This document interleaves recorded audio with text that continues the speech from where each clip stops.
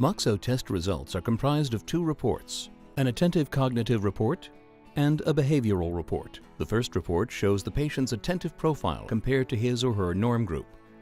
The norm group is determined by age and gender. In this report, you can view the examinee type, criteria table, severity table, and the legend. Let's begin with the criteria table. For each index, the norm group's data is used to calculate a z-score, which is then categorized into one of 4 performance levels. The first level is highlighted in bright green and indicates high above average performance. The second level is highlighted in olive green and indicates standard, slightly below average performance. Level 3 is highlighted in yellow and indicates weak performance within the low norm range. Level 4 is highlighted in red and indicates difficulty in performance that deviates from the norm range. Note that the z-scores themselves appear within the corresponding square. This profile, for example, represents an individual who displayed high performance in the attention index, standard performance in the timing index, weak performance in the impulsiveness index, and deviated from the norm range in the hyperactivity index. Now take a look at the severity table. The severity table will specify the level of severity only for indices in which performance was found to deviate from the norm range. The 4 severity levels are also defined by z-score ranges. The higher the severity level, the more the patient deviated from the score calculated for the norm group. In this criteria table, for example, the hyperactivity index was the only one that deviated from the norm range, and therefore a severity level will be indicated for this index only. In this case, the severity level was level 4, within the most severe range. The severity table is useful for comparing performances between 2 or more indices that deviate from the norm. In this profile, performance is below the norm range in both the hyperactivity and attention indices. But you can see that performance in the attention index deviates from the norm to a more extreme degree than the hyperactivity index. This indicates that inattention is a more severe problem for this patient than hyperactivity, and the treatment should be planned accordingly. The examinee type is a summary of the patient's profile. The first letter of each index appears A, T, I, H, followed by a digit from 1 to 4 that indicates performance level in that index.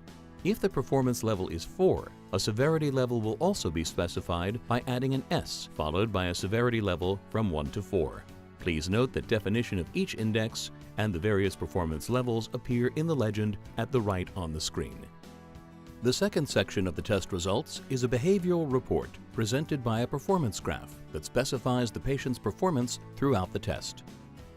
The x-axis is the timeline and is divided into 8 levels. Levels Basic 1 and Basic 2 are identical and do not include any distractors at all. Levels Visual 1 and 2 contain visual distractors. Levels Audio 1 and 2 include auditory distractors. Finally, levels Combo 1 and 2 contain combined distractors, that is, both auditory and visual. The difference between the 2 levels in each pair is the degree of distractions incorporated. The first level in each pair contains a low distractor load, while the second level contains a high load. The y-axis contains scores for each level that range from 0 to 100. For all indices, the higher the grade, the better the performance. Note that each index is marked with a different colored graph. Attention appears in blue, timing in green, impulsiveness in red, and hyperactivity in yellow. For example, in this graph, the patient's attention score is 100 in the Basic 1 level, meaning that the patient correctly identified all of the targets in this level. You can also see that the hyperactivity score for the Audio 2 level is 100 as well, indicating that no hyperactive commission were recorded in this level.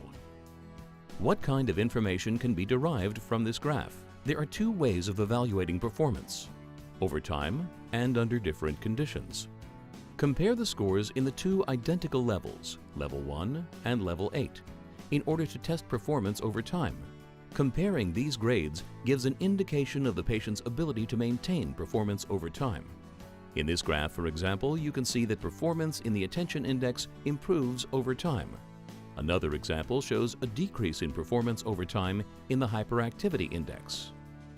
To evaluate performance under different conditions, compare the patient's score in the levels with distractors with the score on the basic 1 level, the baseline level. This should be done for each distractor type separately.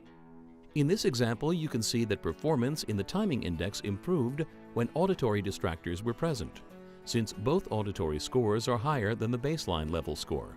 On the other hand, here we can see a decrease in performance when visual distractors were present, since the scores in both visual levels were lower than the score for the basic 1 level. The performance graph can be used as a guideline for helping your patients optimize their daily routines by avoiding certain types of distractions, taking breaks during extended learning periods, etc. To summarize, the MOXO test results can give you, the professional clinician, the attentive, cognitive, and behavioral data necessary to create a comprehensive and clear picture of your patient's attentive capabilities. Watch the video about the Attentive Developmental Report to learn about the third type of report available.